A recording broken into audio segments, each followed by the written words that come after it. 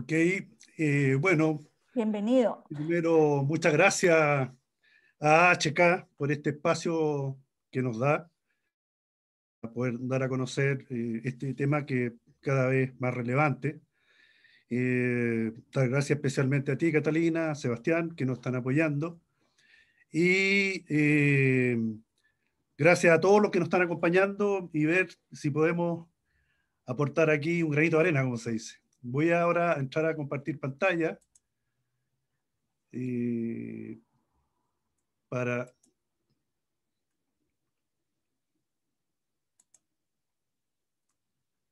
No sé si se ve.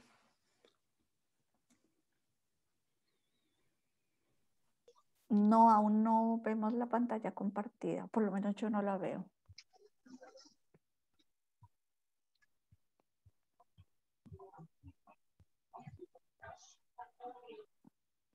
Ahora parece, sí, ahora sí, quizás lo pones a modo presentación, pero sí la veo.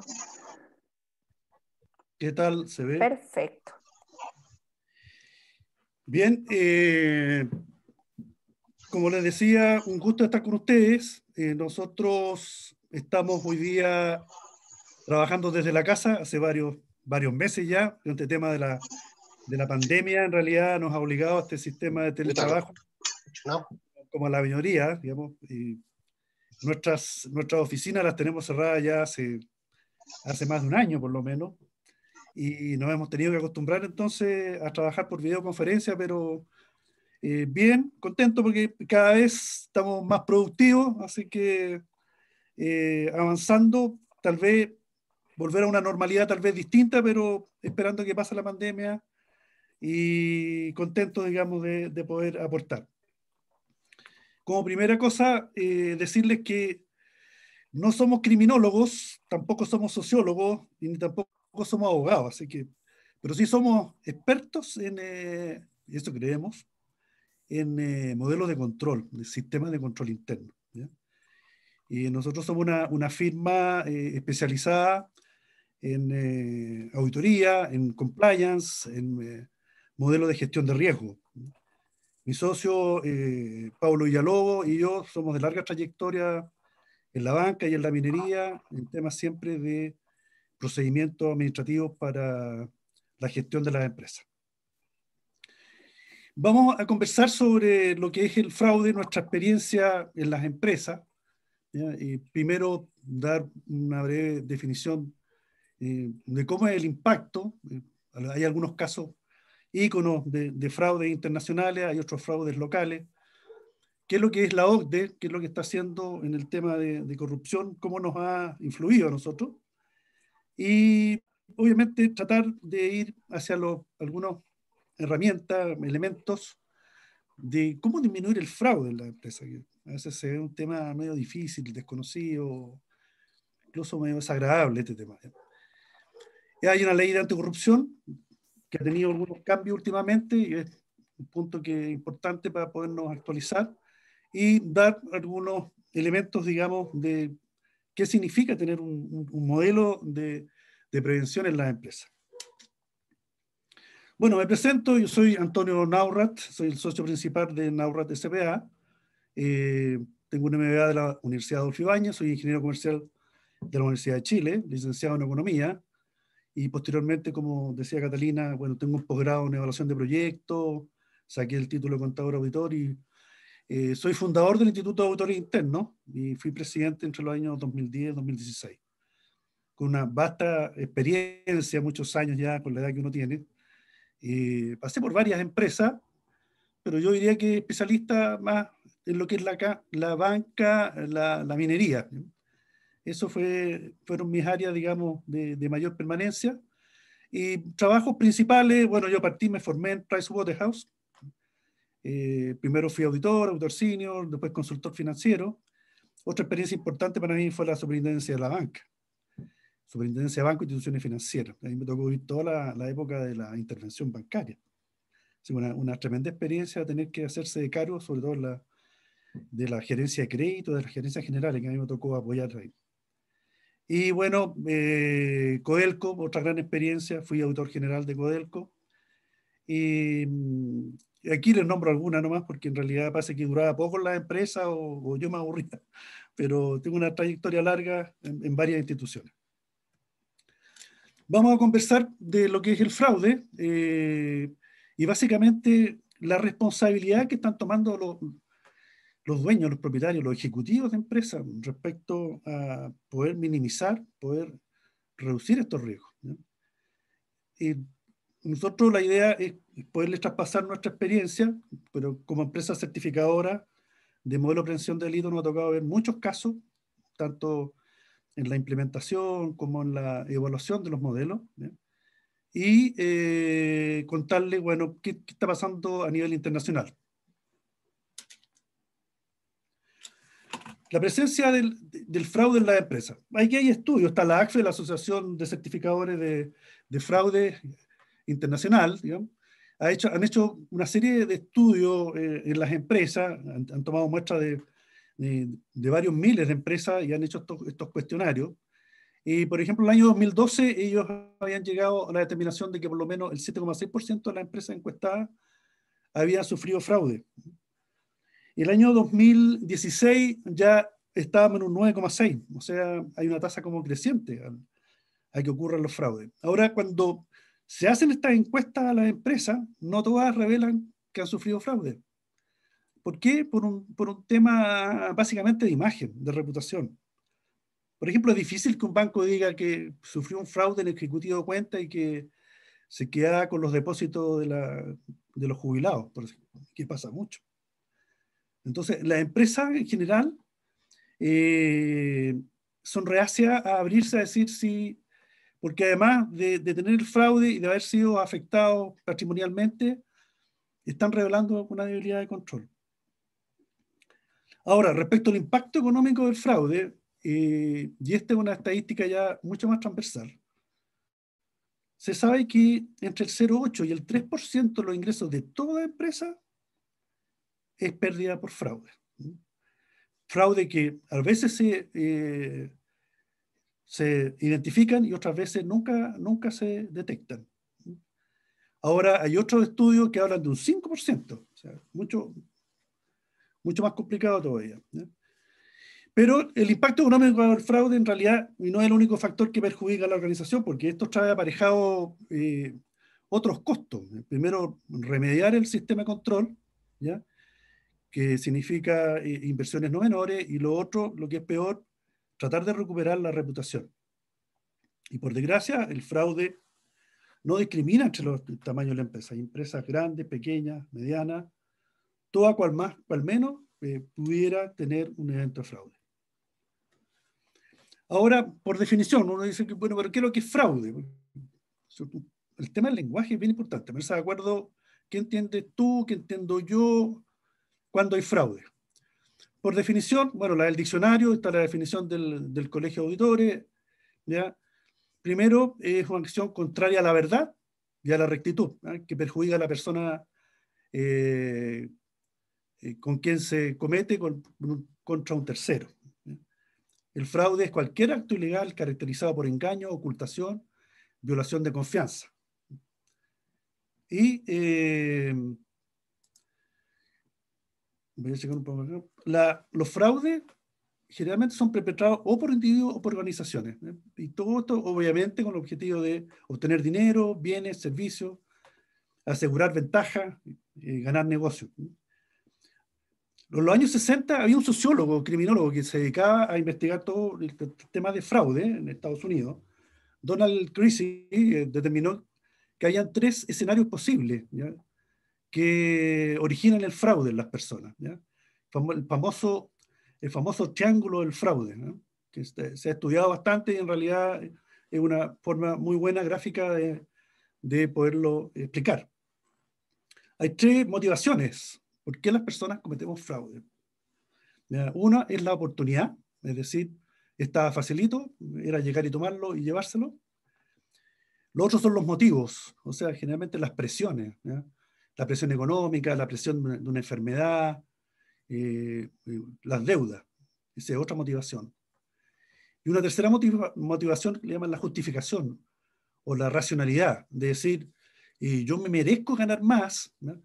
yo hice un buen negocio y me tienen que retribuir, o nunca soy reconocido. Entonces, eso le llaman la justificación, ¿no es cierto?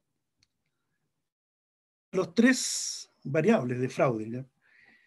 La que más se comete, en realidad, es la oportunidad.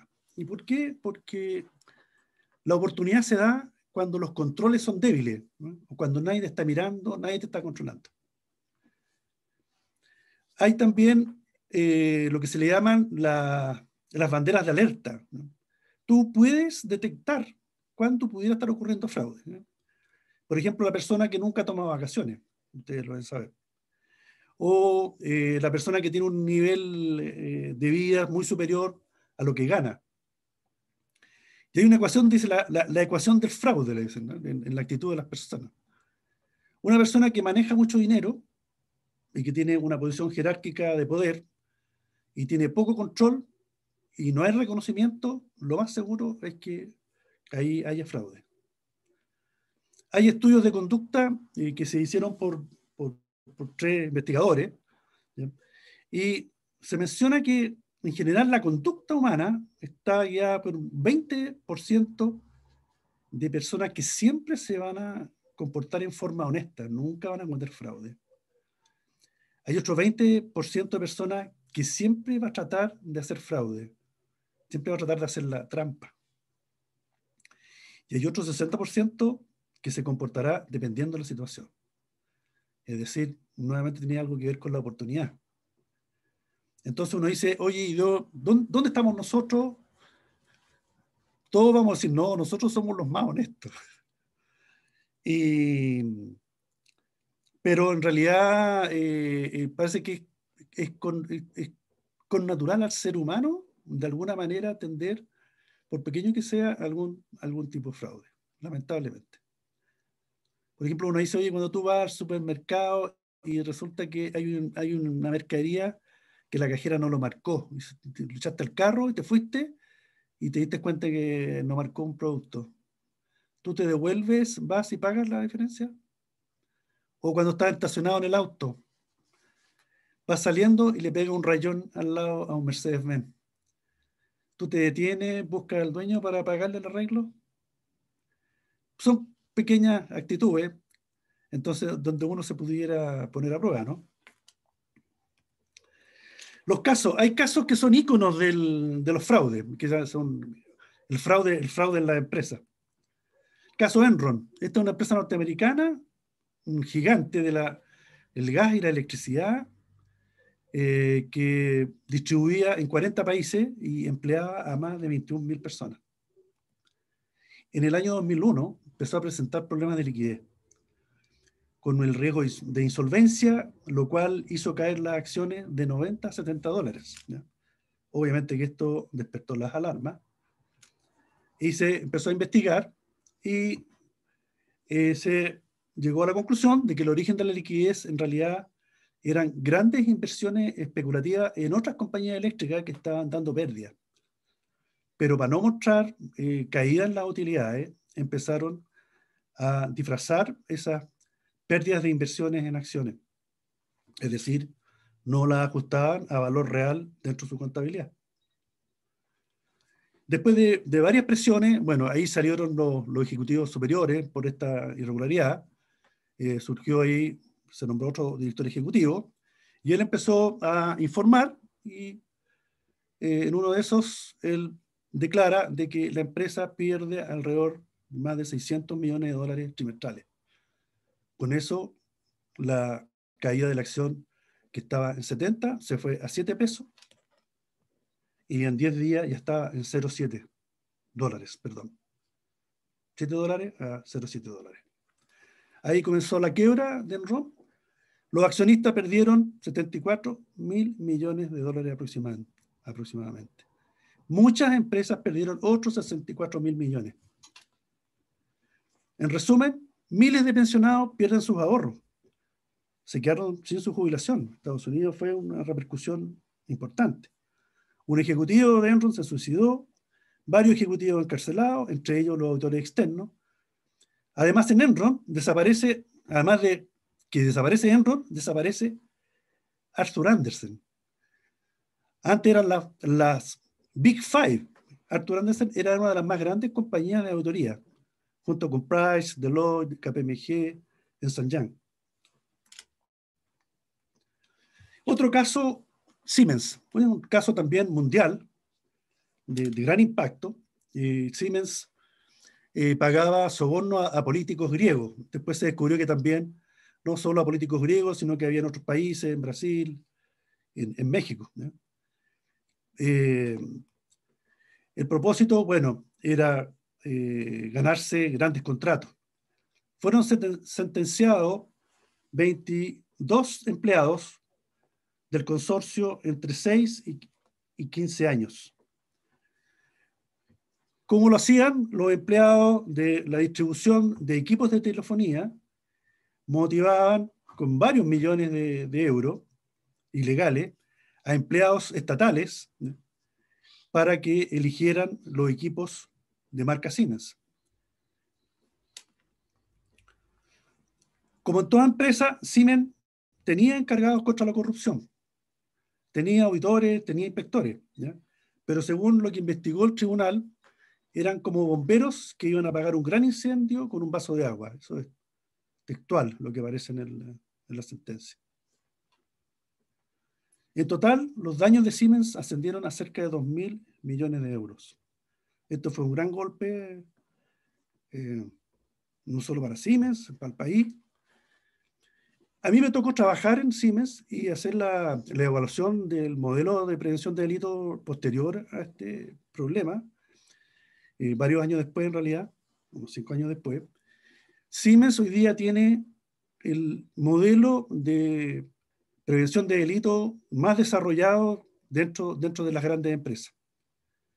Llegó a tal punto de que hoy día, por ejemplo, Siemens está integrado en línea con todo lo que es monitoreo de prevención de delitos, de operaciones irregulares o de operaciones especiales, con control desde Alemania.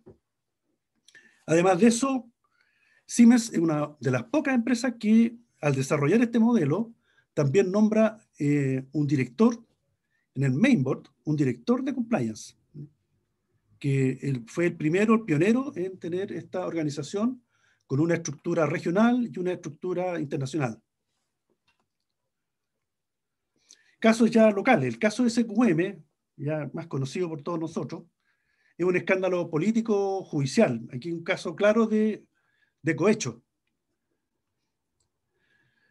Es el financiamiento legal a candidatos y partidos políticos, obviamente para ganar ventajas de aprobación de leyes y normas en favor de la minera.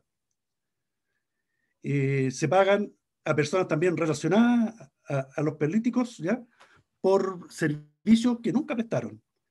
Es decir, se llaman las boletas o facturas ideológicamente falsas, ¿no? Existía la factura, pero no existía el servicio.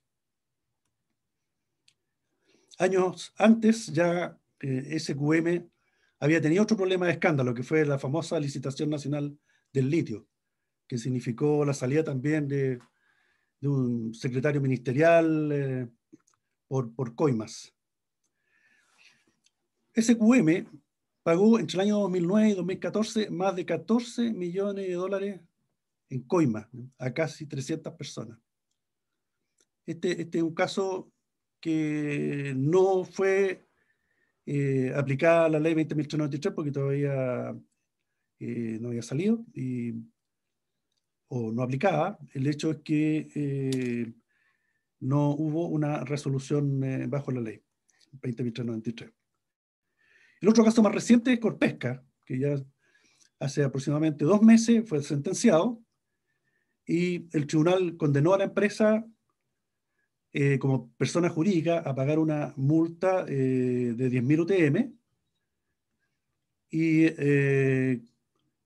ello debido a que el senador Antonio Orpiz solicitaba al gerente general dineros contra a favor, digamos, del apoyo de la ley de pesca, ¿ya?, para promoverla entre el Senado y aprobarla. Recibió un total de 208 millones aproximadamente, y en el caso de Marta Isasi, la diputada, que había recibido otra cantidad de dinero. Bueno, Fue bien bullado el caso. Ahí les muestro un mail ¿ya? Que llegó esto, WhatsApp, en que entre otras cosas se decía que, bueno, y pensar que Jaime Orpi había sido el mejor senador entre sus pares y ahora estaba formalizado y condenado a 5 años de presidio efectivo. Entonces uno dice, picha, el costo que tiene la imagen, Corpesca, el grupo Angelini, un grupo tan notable de apoyo a nuestra economía con su imagen dañada en parte. Otro caso más antiguo tiene que ver con la Polar, un escándalo que removió el retail. Y la multitienda realizó repactaciones de deuda unilaterales. El presidente del directorio, el gerente corporativo y la gerente de finanzas estaban confabulados. ¿Sí?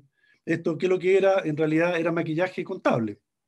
Que lo que hacían era repactar clientes incobrables, los clientes no sabían que habían sido repactados y obviamente los porcentajes de provisión de incobrables siempre eran muy bajos, por lo cual su presidente siempre era premiado, porque manejaba muy bien la Polar sin pérdida, o pérdidas muy bajas por incobrabilidad. La empresa informó finalmente que habían tenido que repactar a 418.000 clientes y hubo que reconocer pérdidas por casi 900 millones de dólares. En resumen, en los últimos años, un grupo de empresas chilenas han proporcionado una serie de escándalos corporativos. ¿Ya?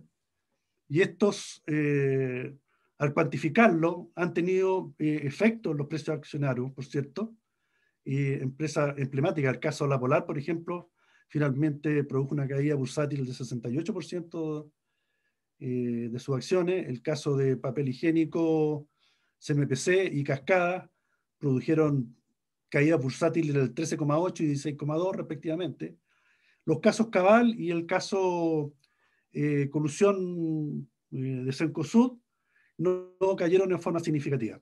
Aquí hay un estudio, hay una revista que publicó la Universidad Alberto Hurtado y este es un resumen. ¿Qué pasa con la OCDE? La OCDE es una organización internacional que tiene por objetivo promover entre los países miembros, que son alrededor de 40, el desarrollo y robustecer sus economías, pero limpias y justas. ¿Ya? La corrupción para la OCDE es un gran tema, es un tema que amenaza este objetivo del crecimiento, desarrollo sustentable y democrático de los países. Como la OCDE tiene un alcance global en la lucha contra la corrupción, Chile optó por suscribir como miembro. Entonces, uno de los requisitos era que Chile se sumara a esta campaña de combate al fraude y a los delitos de corrupción. Otro organismo que se llama Transparencia Internacional, que fundada en el año 93 en Berlín, hace mediciones ¿ya? De los niveles de corrupción de los países. Eso ellos le llaman IPC, ¿eh? el índice de percepción de corrupción. Y toman varios indicadores que miden, anualmente, tienen que ver básicamente con el gobierno de los países. ¿Ya? Por ejemplo, la aprobación del presupuesto de la nación, la apertura del presupuesto, la rendición de cuentas, el presupuesto de salud, ahora muy especialmente el presupuesto asignado a la pandemia COVID, el cuidado de instituciones democráticas, ¿no? La institucionalidad democrática, los derechos humanos y el cuidado del medio ambiente. Son los grandes temas que toman para poder medir, digamos, cuál es el grado de cumplimiento de estos países. Entonces, uno mira las tablas de los países menos corruptos y se da cuenta que países de Europa principalmente, está Canadá también, Australia, que están en el tope de la tabla, que son países menos corruptos. Países más ricos hacen una correlación y coincidentemente aparecen países, los mismos países y países de Europa. ¿Bien? Suecia, Canadá, Holanda, Suiza. Ahí habría una cierta correlación entre el orden, digamos, la ética y la manera de manejar y el desarrollo de los países. Nosotros en Chile, esta estadística es del año 2011, estábamos en la cúspide, los líderes, digamos, de países éticos y menos corruptos, ¿ya? Incluso por sobre España, ¿ya? Y sobre Brasil. Está muy bien, digamos, catalogado nuestro país. Este mismo índice, ¿ya? Que acá está mostrado desde otro gráfico, ¿eh? Son gráficos que al sumar cada uno de estos indicadores, estos elementos de medición, se pueden expresar en puntos o en porcentaje, pero es la misma medición, otro gráfico. Esto está en el año 2020, ¿eh? Ya estamos casi 10 años después. Más o menos se mantienen los países arriba, que son los países top, los menos corruptos, ya, Dinamarca, Nueva Zelanda, Finlandia, Singapur, y los países que están en el fondo de la tabla, ya, Venezuela y países asiáticos o africanos. El panorama regional, el mismo indicador, nosotros estábamos en un 7.2, ahora acá aparece un 6.7 en Chile, hemos bajado, ya estamos bajo Uruguay, estamos bajo Canadá, hemos retrocedido 5 puntos. 5 puntos en este indicador es bien importante. Hemos retrocedido y por causas que todos conocemos. Aquí está el famoso Milico Gate, el Paco Gate, empiezan a aparecer escándalos, digamos, el de la Polar. Entonces, ahora, tipos de fraude. Entonces, cuando hablamos de cuáles son los tipos de fraude, bueno, hay definiciones. Ya estamos hablando de tipos de fraude en las empresas. Según la ACFE, existen 3 grandes categorías. ¿Ya? Los fraudes por corrupción, conflicto de interés, soborno, gratificaciones ilegales, extorsión. Ahí está la categoría de apropiación indebida, el robo efectivo, la duplicación de pago, la ocultación de cobro, ¿ya? Ventas no registradas, distorsión en estado financiero. Este es uno de los elementos más utilizados para disfrazar fraude, para maquillar balance, para esconder pérdidas, para esconder también retiros ilícitos, ¿sí? La distorsión de estado financiero. ¿Cómo disminuir los riesgos de fraude en las empresas? Yo creo que hay 3 grandes elementos. Primero, el estilo de dirigir la organización. Los dueños, los socios, los propietarios, es recomendable tengan un estilo de administrar con ética y control.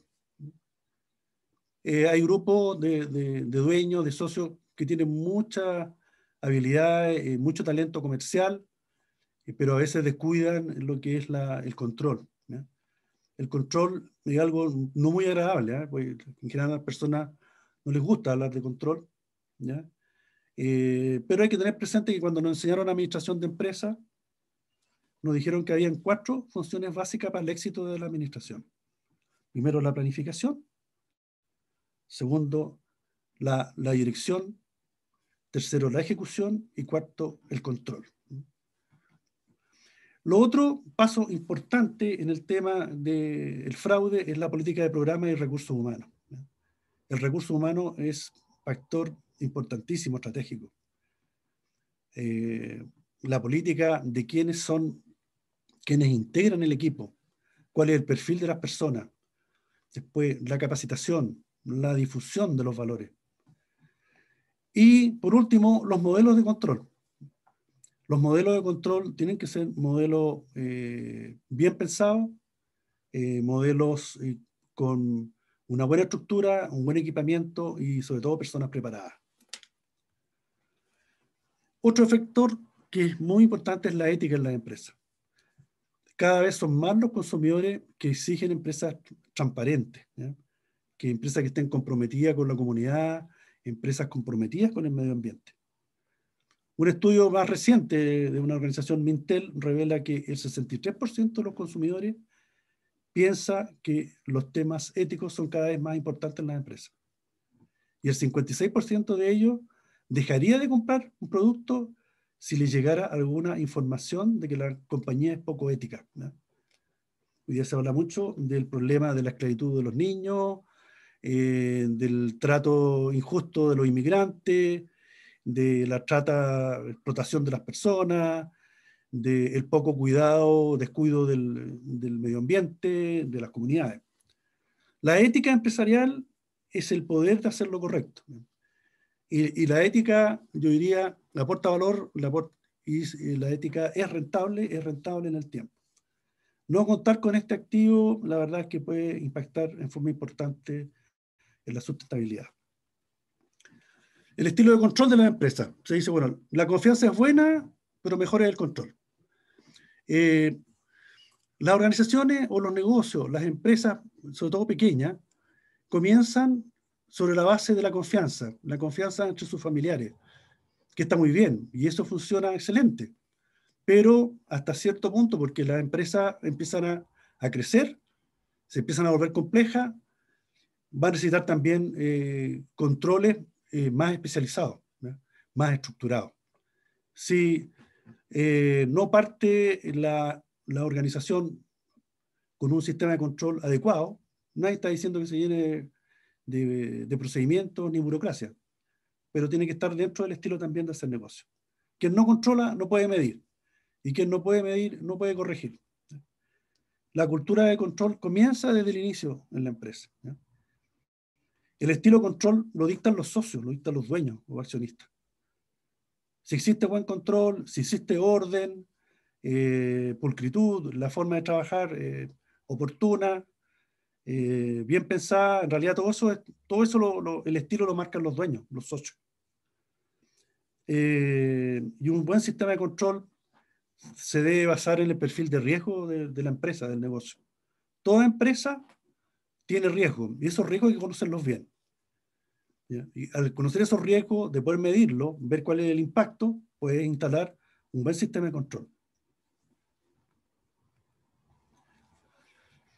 Aparece entonces la ley 20.393, bueno, y en efecto, para cumplir con la OCDE, con fecha de diciembre de 2009, se promulga la ley en Chile, ¿ya? Y versa sobre la responsabilidad penal de la persona jurídica, cuyos principales elementos son, primero, que establece la responsabilidad y debida diligencia en los socios y directores de toda organización. Aquí había antes la ley 19.913, que hablaba sobre lavado de dinero, lavado de activos, pero que involucraba solo a las empresas financieras en un principio, ¿ya? Todo lo que eran bancos, financieras, compañías de seguros, eran sujetos obligados. Pero la 20.393 ya lo hace extensivo a todo tipo de organización, todo tipo de empresa, grande, pequeña, mediana. De ocurrir la comisión de un delito de fraude, se presume en primera instancia como responsable al directorio, los dueños, los socios o accionistas principales. Ellos, digamos, en caso de estar enfrentados a una querella, son los primeros en ir a declarar a tribunales.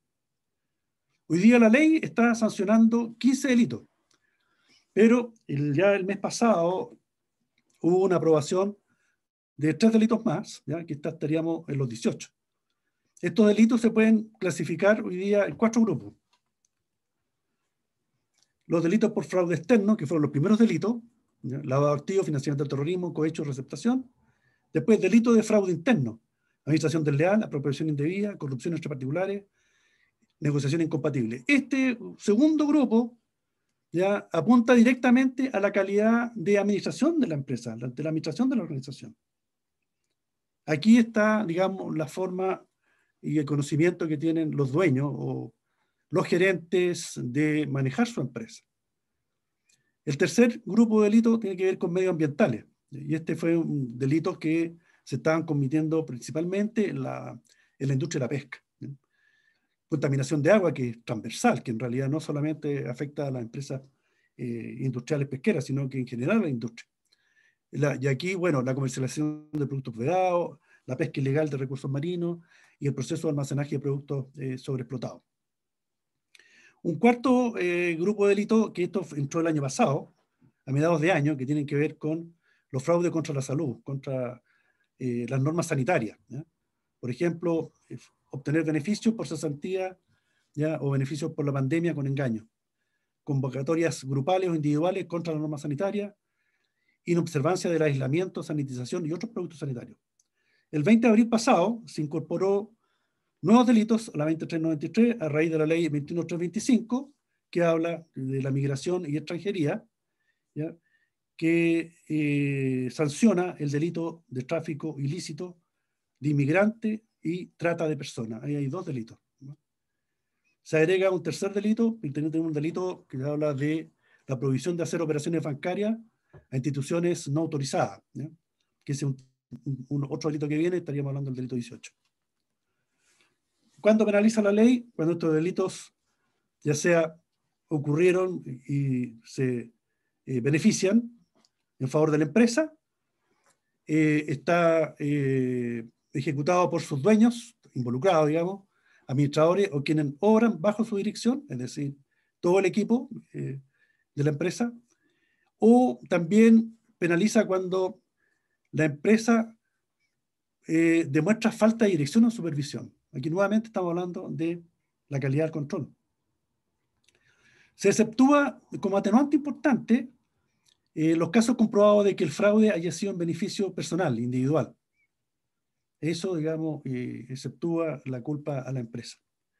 Y otra atenuante importante, potente, es la certificación de un modelo de prevención de delito, previo a la comisión de delito. Esta es una atenuante, no exceptúa de la culpa, pero es bien importante.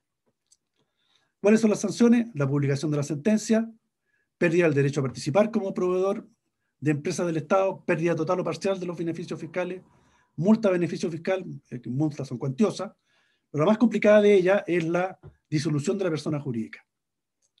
El mayor daño en realidad es el deterioro de la imagen y la mala reputación, lo cual lleva a una pérdida de confianza de los clientes, grupo de interés y el público en general. En sus artículos 4, número 1, 2, 3 y 4, la ley propone la implantación de un modelo de prevención de delitos. Estos cuatro pilares, digamos, para decir tengo un modelo de prevención de delito, tiene que ver con la designación de un encargado de prevención, con la definición de medios y facultades, es decir, que tenga un presupuesto, que establezca y funcione el modelo, que este es el tercer pilar, que es el más difícil, porque que funcione el modelo significa que tiene que estar procesando y tiene que estar informando. Y el cuarto pilar tiene que ver con la supervisión del modelo, la mejora permanente y la certificación de la eficiencia del modelo. ¿Cuáles son los componentes de un modelo? Esto es bien importante. Basado en estos cuatro pilares que indica la ley, hay algunas acciones que son básicas para decir si tenemos un modelo. Primero, que haya un acuerdo ya del directorio de cumplir con la ley y respaldar la creación del modelo de prevención de delitos. Ojalá exista un comité especial para supervisar. Un elemento importante, el código de ética. El código de ética es una herramienta muy potente, muy efectiva, ¿ya?, para indicar cuáles son los principios de actuación de las personas en la empresa. Otro punto importante es la creación del cargo, obviamente, una persona que esté dedicada. Dependiendo del tamaño y complejidad de la organización, el EPD puede ser parcial o puede ser a tiempo completo. La dictación de la política. Aquí están las pautas, lo que entrega los dueños, los directores, de cómo quieren administrar el riesgo, el fraude y el control. Un trabajo bastante importante en lo que es parte del modelo es la modificación de los contratos. Todo contrato de la empresa, ojalá que tenga una leyenda, que la empresa tiene observancia de la ley 20.393, que aplica un modelo y que espera que la contraparte también tenga esa observancia y colabore. Tener un presupuesto anual que pueda sustentar el funcionamiento del modelo. Aquí hay otro tema súper importante, el canal de denuncia. El canal de denuncia es un medio muy, muy efectivo para informar cuando hay alguna irregularidad, ¿ya?, con la debido anonimato. Programas de capacitación, importante, que todo el mundo sepa, que todo el equipo, toda la organización sepa que existe la ley, que existen sanciones y que existen formas de minimizar esos riesgos. El estudio de los riesgos, como habíamos dicho, cuáles son los riesgos reales que tiene la empresa. Hoy día estamos hablando de 18 delitos, pero puede que a la empresa solamente le afecten 5. Y el modelo de prevención lo tienen que instalar de acuerdo a ese tamaño, para cubrir prioritariamente 5. Bueno, los modelos tienen que tener claramente acciones de prevención, acciones de detección y acciones de respuesta o resolución. Esa es la forma de trabajar en esas 3 líneas, digamos, de aminorar los riesgos. Y por último, estar informando. Tiene que haber información permanente de los resultados, de los trabajos, de la difusión. Ventaja de un NPD, bueno, está claro, cumplir con la ley, alinearse a la ley. Segundo, evitar la corrupción, tener buenos controles. Y tercero, proteger la imagen, proteger a sus dueños, proteger a los socios, digamos, de que están actuando en forma diligente. ¿Qué están haciendo las empresas? La mayoría de las sociedades anónimas hoy día tienen sus modelos ya certificados. En efecto, la CMF abrió un registro de firmas certificadoras. Nosotros somos una de esas certificadoras para poder evaluar la existencia y certificación de los modelos. Grandes compañías esperan que sus proveedores también estén certificados. ¿Ya? A raíz de la exigencia de que si ellos están alineados a tener estas prevenciones de delitos, quieren que sus grupos de interés también estén en la misma senda. Empresas o reparticiones del Estado están exigiendo también este requisito. Es un mandato ya gubernamental, ¿ya? Que el Estado también debe tratar con empresas que tienen su prevención de delitos y que no están expuestas a la corrupción. ¿Principales obstáculos para implantar el modelo? Bueno, el costo. ¿Tiene algún costo? Sí. No es tanto, pero tiene. De acuerdo al tamaño de la empresa, existe un costo adicional. Existe un costo de dedicar a una persona, de que hay que capacitar. No son costos altos, pero los tiene. Desconocimiento verdadero del perfil de riesgo. Si la empresa, uno supiera realmente cuál es el riesgo, cuál es la mayor probabilidad, yo creo que sí se preocuparía un poco más de tener un modelo o tener procedimientos de prevención. Lo otro obstáculo es creer que solo por cumplir con la ley. Eso no es así. Cuando tú implementas un modelo, en el fondo estás reforzando tu control interno. Te obliga a repasar tus procedimientos, a modernizarlo, a completarlo. Lo otro es correr el riesgo. Un obstáculo dice, bueno, voy a correr el riesgo de que nunca me voy a enfrentar a un delito tipificado por la ley. También es posible, de que uno diga, no, yo la verdad es que no veo riesgo por ningún lado. Corre el riesgo, pero si llegara a suceder, en realidad el costo va a ser altísimo. En conclusión, el riesgo de fraude siempre, en mayor o menor medida, estará presente en las empresas. No existe sistema que te garantice el 100% ni que el fraude sea cero. Hay países más corruptos y otros menos, y pareciera que existe una correlación con el desarrollo, calidad de vida y la riqueza. Existen normas, herramientas y metodologías para medir el fraude, ¿ya? Y son bastante efectivas. Pero, como decíamos, basta que dos se pongan de acuerdo para combatir el fraude. Y las metodologías y los controles pueden fallar en ese caso. La ética en las empresas ha tomado una relevancia mayor, ya que definitivamente es garantía de sostenibilidad en el tiempo de las empresas. Por último, la ética y el control son dos elementos clave que anulan el triángulo del fraude.